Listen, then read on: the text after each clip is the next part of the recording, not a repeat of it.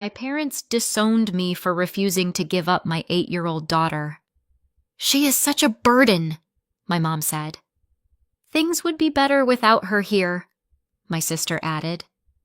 I got up and walked out the door. The next time they saw us, they couldn't hide their shock.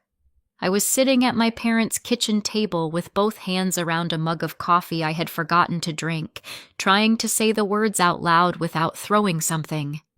My ex-husband Brian had just told me he planned to take our daughter Cora, who was 8, out of state with the woman he cheated on me with, and I had come there still shaking from the conversation because I thought outrage would be automatic. "He thinks he can just take her from me," I said. "Like she's a duffel bag he can load into his car." My mother stood by the sink drying the same plate twice. My father sat at the head of the table with the local news murmuring from the den. My sister Erica was leaning against the counter, arms crossed, watching me the way people watch a mess they don't want on their floor. Cora was in the next room with a sketch pad and her headphones, drawing robots with tiny square hands. I remember that detail because everything that came after split the night cleanly in two. I walked into that kitchen expecting backup, not a verdict. Then my mother set the plate down. My mother didn't come sit beside me. She didn't ask what Brian had said exactly, or whether Cora had heard any of it, or whether I had eaten. She pulled out a chair across from me, folded the dish towel into a neat square, and said, "Elena, calm down." I stared at her because that was the tone she used when I overcooked pasta as a teenager. Not when a man who skipped therapy appointments and grocery store meltdowns suddenly wanted full custody. "I am calm," I said, even though my voice came out hard. "I'm telling you, he thinks he can take my child." My mother's face barely moved. "If her father wants her," she said, "let him have her." The room did not explode. That was the worst part. My father looked down at the table, rubbed one thumb along the rim of his glass, and said nothing at all. Erica's eyebrows lifted for half a second, but she didn't challenge it either. The refrigerator hummed. A cabinet door clicked shut. I kept waiting for one person to laugh and say my mother had lost her mind. No one did. My father's silence sat there like a second voice. That was the first crack. I pushed my chair back so fast it scraped the tile and made my mother flinch, which was the first sign she understood I had heard her correctly. "No," I said. "Absolutely not." My voice was low now, and that made all three of them look at me. "She is my daughter. I'm not handing her over because Brian suddenly wants to play father with an audience." My mother inhaled through her nose the way she did when she thought I was being dramatic on purpose. My father reached for the remote and muted the television, finally deciding this was worth full attention. Erica uncrossed her arms and came to the table, not to stand behind me, but to sit next to my mother like they were already on the same side. "You need to think practically," my mother said. "Practically," I repeated. "About my child?" She gave a small shrug that felt uglier than a shout. "About your whole life." I could hear the dull scratch of Cora's marker in the other room. She was still close. She was still inside earshot. I should have lowered my voice then, but I was still trying to understand how I had ended up defending my daughter against my own family. I was already arguing with the wrong people. Erica leaned forward first, elbows on the table, like she had been waiting all night for permission to say something ugly and call it honesty. "She takes too much," she said. "Your time, your money, your energy. Everything in your life is about managing one crisis after another." I turned to her so sharply my neck hurt. "She is 8, I said. "She needs support, not a performance review." Erica rolled one shoulder. "I'm not being cruel. I'm being real." My mother nodded like that settled it. "You've put your whole life on hold," she said. "For years." Then my father, who had barely opened his mouth, gave one quiet nod in agreement. That nod hit harder than Erica's words. If he had snapped at me, I could have fought him. If he had stood up and said something blunt, I could have answered it. But that small, tidy motion told me this had already been discussed somewhere without me. "Brian has a job," Erica said. "Maybe he can give her more stability." I laughed once, short and sharp. Brian disappears when the checkout scanner beeps too loud. No one argued with that. They just looked annoyed that I had made their point less convenient. That was when I understood they meant every word. The fight turned cruel so quickly it almost felt rehearsed. My mother looked past me toward the doorway and said, in the same tone she used to complain about broken appliances, "She is such a burden." For one second, I honestly thought I had misheard her because there was no safe way to understand a grandmother saying that about a child. Then Erica added, "Things would be better without her in your life." She didn't whisper it. She didn't soften it. She said it flat, like she was discussing a cluttered room. I stood up. My chair tipped over behind me and hit the floor. "Do not talk about my daughter like that." My mother rose too, not angry, not ashamed, just cold. "Then hear me clearly," she said. "If you decide to keep her, then don't call me your mother." My father stayed seated. He looked at the fallen chair, then at the table, then at his own hands. He still didn't speak. A child's drawing pencil rolled somewhere in the next room and stopped. The whole kitchen changed shape in that second. It was no longer a place where I had grown up. It was a room full of people trying to make me choose convenience over my child. And then the hallway went quiet. I knew before I turned around that Cora had heard enough. She was standing just outside the kitchen entrance with her headphones hanging around her neck, one hand gripping her sketch pad hard enough to bend it. Her face wasn't loud. That would have been easier. She looked stunned, like the floor had opened under her and she was still waiting to land. "Cora," I said, and the minute I moved toward her, she backed away. Then she turned and ran down the hallway to the guest room where we had been staying. I followed her and found her on the floor between the bed and the wall with her knees pulled to her chest, trying so hard not to make noise that it hurt to look at her. "Hey," I said softly, dropping beside her. "Baby, look at me." She kept staring at the carpet. After a long second, she whispered, "Grandma doesn't want me here." I put my hand over hers and felt her shaking. "Listen to me," I said. "You did nothing wrong. Not one thing." She swallowed hard. "Am I making everything bad?" "No," I said. "You are not the problem in this house." She leaned into me then, tight and trembling. That was the moment I stopped arguing. I didn't go back to the kitchen to negotiate, and I didn't wait for anyone to knock on the guest room door and fix what they had said. I pulled out 2 overnight bags and packed fast. Cora's soft pajamas, her headphones, tablet charger, stuffed fox, gray blanket, and every sensory tool I could find in the drawer by the bed. Cora sat on the mattress while I moved around the room with the kind of focus that shows up after panic burns off. My mother did come to the doorway once. "Elena, don't be dramatic," she said. I zipped a bag and kept moving. Erica passed behind her and muttered, "This is exactly what we mean." My father stood farther back in the hall with one hand on the wall, looking like a man observing weather. "You had control," I told him without raising my voice. "You used it by saying nothing."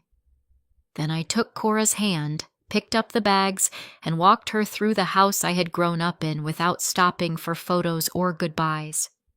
The porch light clicked on above us as I opened the door. Cora looked up at me and asked, "Are we coming back?" I tightened my grip on her hand and led her to the car. That was the moment I chose her out loud.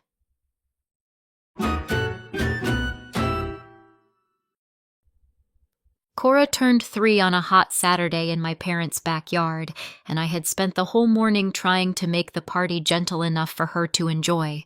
I cut the guest list down, bought quiet toys, and told everyone not to crowd her, but relatives still came through the gate carrying noise with them. Balloons popped against chair backs. Someone dragged out a Bluetooth speaker. My aunt bent down with frosting on her finger just as 2 cousins started shrieking over bubbles. Cora dropped to the grass like her strings had been cut. She screamed, clapped both hands over her ears, and kicked when my uncle tried to lift her. "Don't touch her," I said, already on my knees beside her. "Give her space." My mother stood by the patio table holding paper plates and looking embarrassed, not concerned. Erica whispered, "What is wrong with her?" Brian, my husband then, took one look at the scene and stepped through the side gate like he needed fresh air more than his child needed help. I stayed in the grass with Cora until her breathing slowed. A few weeks later, after appointments and forms and a specialist who watched carefully before speaking, I heard the word autism for the first time. The diagnosis came later. The distance started at that party, and over the next few years, nobody in my family got warmer about it. A month after the diagnosis, I had a grocery store afternoon that felt like a warning shot for the rest of my marriage. Cora was in the cart, tired already, and I was trying to get through milk, cereal, and detergent before the rush hit. Then the overhead lights started flickering in one aisle.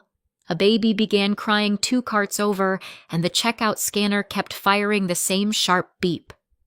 Cora pressed both hands to her ears. "Too loud," she said, then louder. "Too loud! Too loud!" I abandoned half the cart, scooped her up while she kicked against my hip, and carried her outside with strangers watching me like I had failed a public test. By the time we got home, we were drenched in sweat. I got her inside, into the dim bedroom with her weighted blanket, then stood at the kitchen counter trying to steady my hands. Brian came in, saw the groceries still in bags by the door, and said, "What happened now?" I told him. He didn't ask whether she was okay. He didn't ask whether I needed a minute. He grabbed his keys and said, "I can't do this every day." "You don't," I said. He pretended not to hear me. "I've got to work late." The front door shut before I could answer. That sentence became a habit. I kept taking Cora to my parents' house for a while because I still wanted to believe familiarity could help, even if warmth didn't. One quiet afternoon, she sat on the den rug lining up toy cars by color, perfectly content, blue to green to yellow, then back again because she liked the sequence better that way. Erica came in carrying an iced coffee, watched for 10 seconds, and rolled her eyes. "She doesn't even play normally," she said. "She is playing," I answered. "She just isn't doing it for your entertainment." My mother laughed under her breath like I was making a scene out of nothing. Later, while Cora stayed on the floor happily absorbed in her rose, my parents started talking across the kitchen island about Erica's future like it was a holiday brochure. "When you have kids," my mother said, "we're going to spoil that grandbaby rotten." My father smiled and said he couldn't wait to teach a little one how to fish. I stood there with Cora's juice box in my hand and listened to them talk about some imaginary child with more tenderness than they had ever shown the granddaughter already in the room. Cora didn't look up. I did. That was when the omission became impossible to ignore. By the time I found the messages on Brian's phone, the affair didn't shock me as much as his energy did. He had been flat with me for months, but suddenly he was smiling at a screen, typing with both thumbs, carrying his phone face down when he walked out of the room. One night he left it on the bathroom counter while he showered, and I saw a message banner from a woman named Sydney that started with, "I miss last night already." I opened the thread and stopped reading only when the words began to blur. It wasn't flirting. It was a relationship with its own routines, jokes, plans. When he came out, towel around his waist, I held the phone up and asked, "How long?" He took the phone, glanced once, and sighed like I had found parking tickets. "Does it matter?" he said. "Yes," I said. "It matters to me." He sat on the edge of the bed and rubbed his face. "This hasn't been working for a long time." Not sorry, not ashamed, just inconvenienced. Within days, the separation was real, and because I needed somewhere stable while I figured out money and school and therapy schedules, I took Cora and moved into my parents' guest room. I thought a roof was the same thing as support. The custody threat came so casually, it took me a second to understand what Brian was actually saying. We were sitting across from each other at a chain restaurant because neither of us wanted the conversation in a house, and Cora was at an after-school program 2 blocks away. Brian stirred iced tea he wasn't drinking and said Sydney had an opportunity in another state, that he might go too, and that it made sense for Cora to come with them for a fresh start. I laughed once. "No," I said. "You don't get to disappear during every hard week and then relocate her like a job transfer." His face changed immediately. "I'm her father," he said. "You don't own her." "And you don't know her," I said. "You skipped appointments. You left stores. You vanished when things got hard." He leaned back and folded his arms. "If you want a fight," he said, "you can have one." There it was. Not concern, not love, not a sudden desire to parent better. Just a contest. I picked Cora up from the program with that sentence still ringing in my ears and drove straight to my parents' house because I needed someone to say I wasn't crazy for hearing danger in it. That was how I ended up at their kitchen table expecting backup.